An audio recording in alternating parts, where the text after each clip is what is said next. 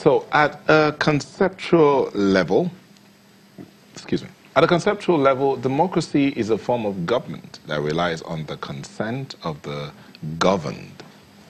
But that approval to have real meaning, the populace must be sufficiently educated as well as being politically literate enough to give informed consent through their votes.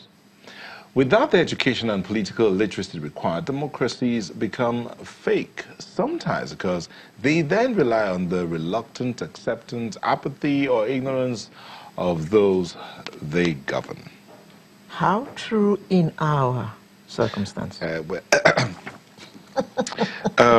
Let me just point this out. So some time back, we had a show that required a lot of voting, and we have some of these shows that require votings. We have The Voice, we have Big Brother Nigeria and all of that. Big Brother Nigeria, from data we got, says on the final weeks, total votes cast in Big Brother Nigeria Season 3 had about 170 million votes.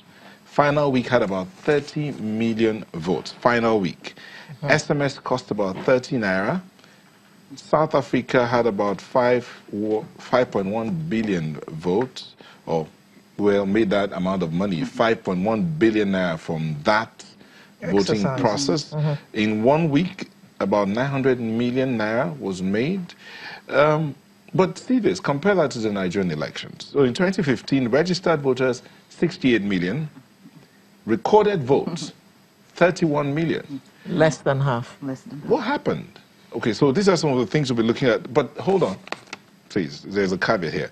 The organizers of Big Brother Nigeria claim that the computation was faulty as lots of votes were cast online and it was free.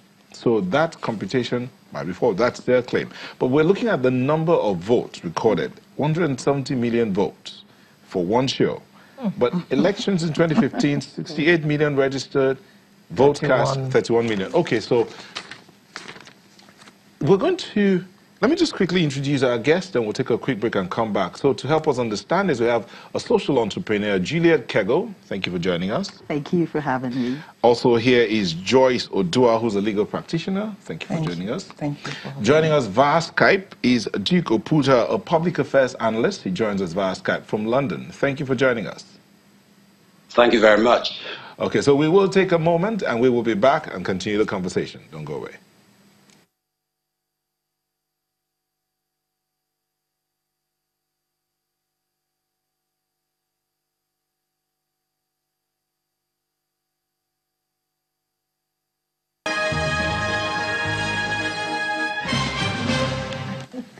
Welcome back. So we'll delve into this conversation. How literate is the Nigerian populace or the Nigerian electorate? How politically or democratically literate are they? Again, that definition on a conceptual level, democracy, a form of government that relies on their approval. Consent there means approval of the governed. But for that approval to have real meaning, the populace must be sufficiently educated. So I'll start with you, Mr. Boa. What do you think about the level of education of the Nigerian electorate? What I would say is that, well, first of all, talk about literacy. Literacy is not just writing and being able to write and read, but it's having knowledge of something. But you find out that in Nigeria, we have a problem. Our electorates are not they are not literate when it comes to political matters. We have a problem with that, a big problem with that. Why do we have that problem? Because even at home, because we are supposed to start all this from home, the school, the churches, but they are not doing it. And even INEC, which is the organization created by the Constitution, Section 153, gave them the power to educate in Electoral Act, as amended, 2011, in Section 2, says that they have to educate the people, the citizens. But you find out that they are not doing that. That is in the law. They are supposed to educate. There are a lot of things now that we don't even know. People don't know that they're supposed to know. And because of that, it's a problem in the country. For example, you have a lot of people now, they have registered in one constituency. They have moved to another constituency. They have a problem. I speak to a lot of people, they will tell me, I registered in my village. Now I'm in Lagos. I cannot vote. How do I get back to my village?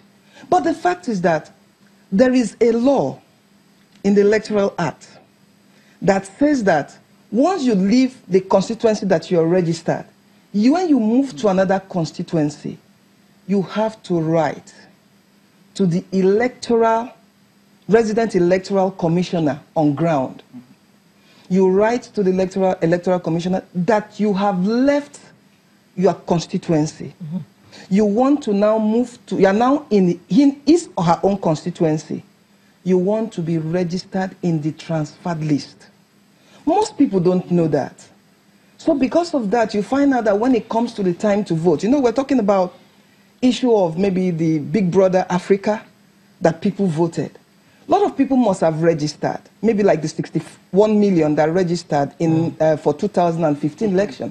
But most of them might not have been in the constituency they are supposed to be. And once they are not there, how will they vote? They cannot vote.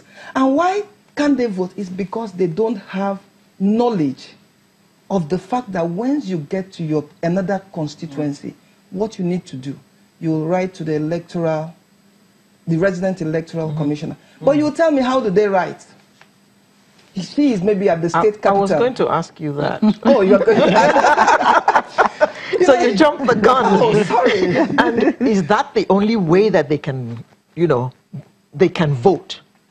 By writing? That's the only way? Yes, you will write. When you write, you go to your local government. They have an electoral officer there in the local government. So when you write, you submit it there. They will now send it to the resident electoral commissioner. There, your name will now be put in the transfer list. They have what they call transfer list. Most people don't know about that. Your name will now be put there. And then the electoral commissioner will now send your name to your former constituency.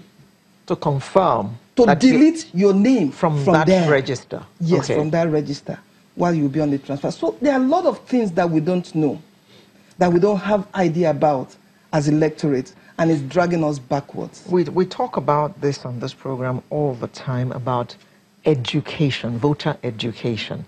We don't hear of INEC doing any, and the last time we actually spoke to political parties as well.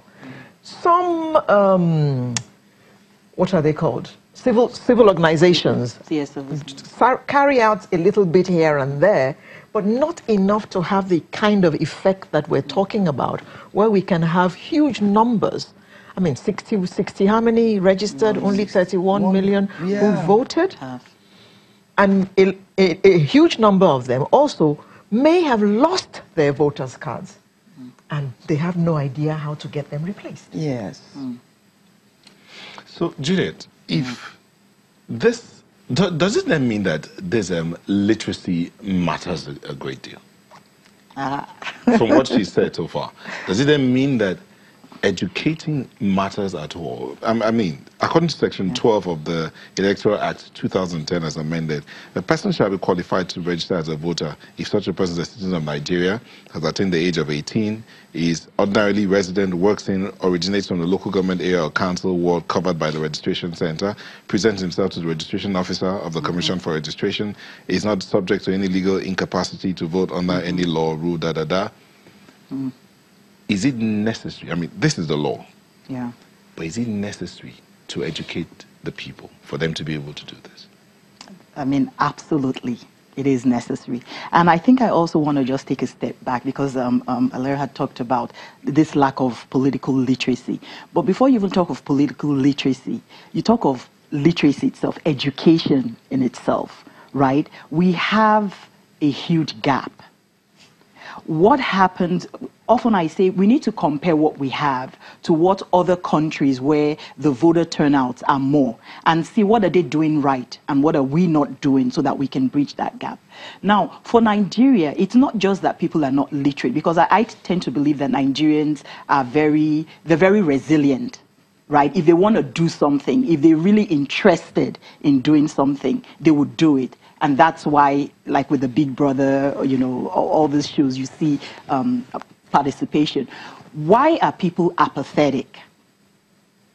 There's the issue of INEC and the lack of accessibility. You know, you have to transfer and all of that, new constituency. But there's also the apathy that comes from the electorate not trusting the process, right? If you don't believe in something, if you don't feel that your vote matters, that it counts, you're going to, maybe you register, probably you're a civil servant, you're asked to, or for whatever reason. But when it's now time to vote, you don't have that drive to find out what you need to find out, to actually do you know, what needs to be done. So the kind of education I think we need is the education that's all-encompassing.